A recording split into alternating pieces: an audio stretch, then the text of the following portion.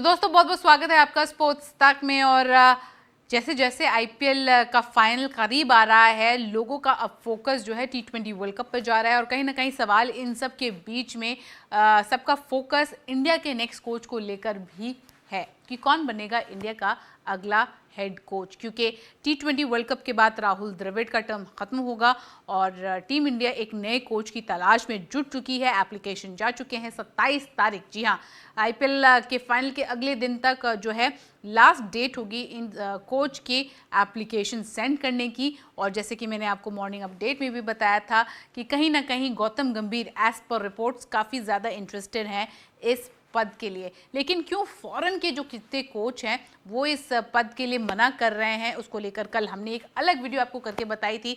हालांकि जय शाह और बीसीसीआई ने अपनी तरफ से ये क्लैरिटी दे दी है कि ना उन्होंने ना बोर्ड ने किसी भी ऑस्ट्रेलियाई क्रिकेटर को इस पद के लिए अप्रोच किया है। लेकिन उससे पहले रिकी पॉन्टिंग का एक बयान आया था, जस्टिन लैंगर का एक बयान आया था कि वो इस पद के लिए इंटरेस्टेड नहीं है। वो बयान भी देखेंगे, लेकिन अब एक और नाम इस लिस्ट में जुड़ गया है। वो नाम किसका है आप जानने के लिए देखते रहिए ये वीडियो कि कौन सा एक शख्स है जो कि आईपीएल से जुड़ा हुआ है और उन्होंने भी अब नो कह दिया है इंडिया के कोचिंग जॉब को लेकर। लेकिन सबसे पहले रिकी पॉन्टिंग की बात करेंगे। रिकी पॉन्टिंग ने क्या एग्जैक्टली कहा था, और हम आपको लगातार बता रहे हैं कि जय शाह ने इस पर क्लैरिटी दे दी है कि किसी भी ऑस्ट्रेलियन को अप्रोच नहीं किया गया था कोचिंग जॉब को लेकर। हालांकि रिकी पॉन्टिंग का कुछ और कहना था। तो आइए जानते हैं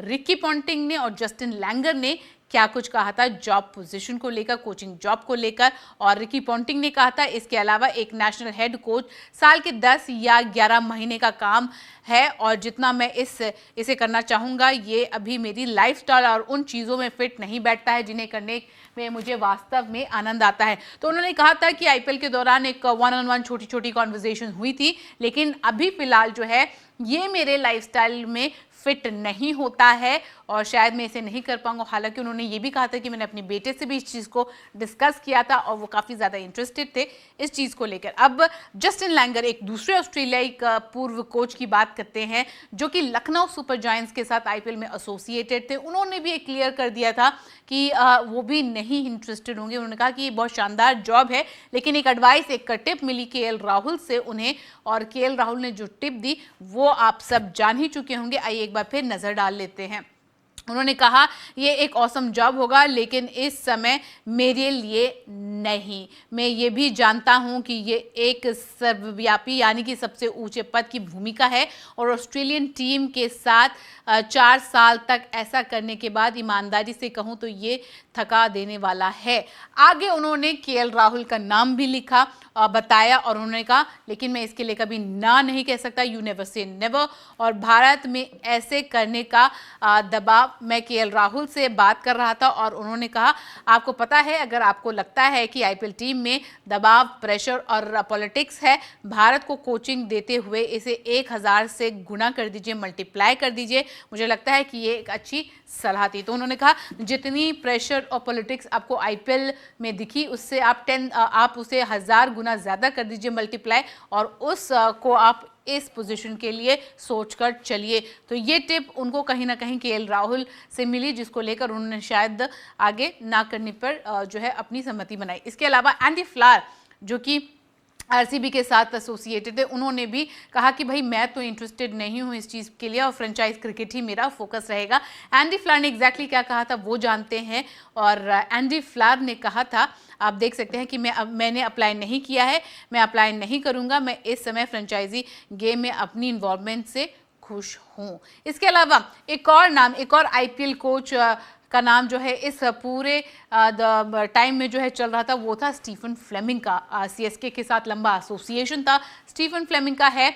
और काशी विश्वनाथन जो कि सीएसके के सीईओ हैं, उन्होंने कहा, बताया कि मैंने पूछा ज़रूर था स्टीफन से और उन्होंने क्या जवाब दिया था आइए जानते हैं। उन्होंने कहा दरअसल मुझे भारतीय पत्रकारों के बहुत सारे फ़ोन आए, पूछताछ की जा रही थी कि क्या स्टीफन भारतीय टीम के साथ नौकरी करने में रुचि रखते हैं। तो मैंने मजाक में स्टीफन से पूछा क्या आपने भारतीय कोचिंग असाइनमेंट के लिए आवेदन दिया है, अप्लाई किया है, तो स्टीफन बस हंसे और उन्होंने कहा कि आप चाहते हैं कि मैं ऐसा करूं। मैं जानता हूं कि ये उसके बस की बात नहीं है, it's not his cup of T, क्योंकि वो साल में 9 से 10 महीने इसमें शामिल रहना पसंद नहीं करते। यही मेरी भावना है। मैंने उनसे इससे अधिक कोई चर्चा नहीं की। इसके अलावा 2-3 और नाम, AB डिविलियर्स के भी नाम आया था। उसके बाद आपने देखा था कि किस तरह से हमने ग्रैम स्टोन से जब एक्सक्लूसिव बात की थी, ब्रेट ल्यूज से एक्सक्लूसिव बात की थी, उनसे भी उनके पॉइंट ऑफ व्यू जानने की कोशिश की थी। हालांकि ब्रेट ली ने इसको भी मना कर दिया था कि is not ready for something like this as of now. तो एक और नाम इस लिस्ट, इस फहरिस्त में जुड़ गया है, वो है कुमार संगकारा का। जी हाँ, राजस्थान रॉयल्स के डायरेक्टर ऑफ क्रिकेट है। जब उनसे पूछा गया पोस्ट मैच प्रेस कॉन्फ्रेंस में कि क्या वो इस जॉब के लिए अप्लाई करेंगे, तो उन्होंने भी सीधा मना कर दिया। और कुमार संगकारा ने क्या रीजन दिया है इस जॉब को मना करने के लिए, आइए जानते हैं। कुमार संगकारा ने प्रेस कॉन्फ्रेंस में कहा, मुझे संपर्क नहीं किया गया है और मेरे पास भारत में कोचिंग की नौकरी के लिए फुल टाइम कमिट होने का समय नहीं है।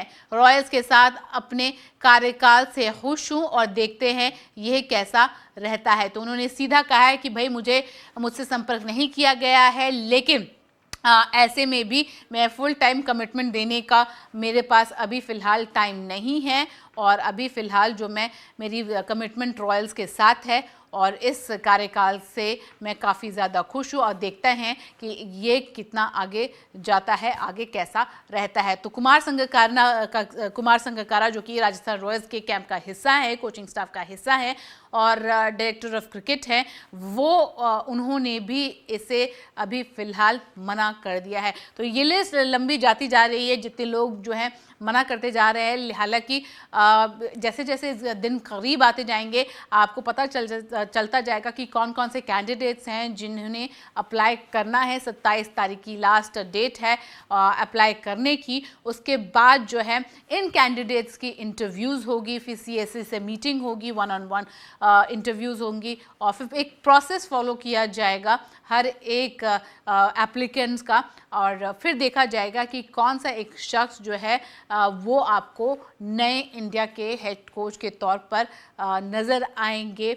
उसके बाद आप मुझे बताइए कि आप किसे देखते हैं बतौर हेड कोच इंडियन टीम का, और कमेंट सेक्शन में अपने कमेंट्स और ओपिनियंस ज़रूर रखिए। अभी के लिए बस इतना ही, मुझे दीजिए इजाज़त। धन्यवाद।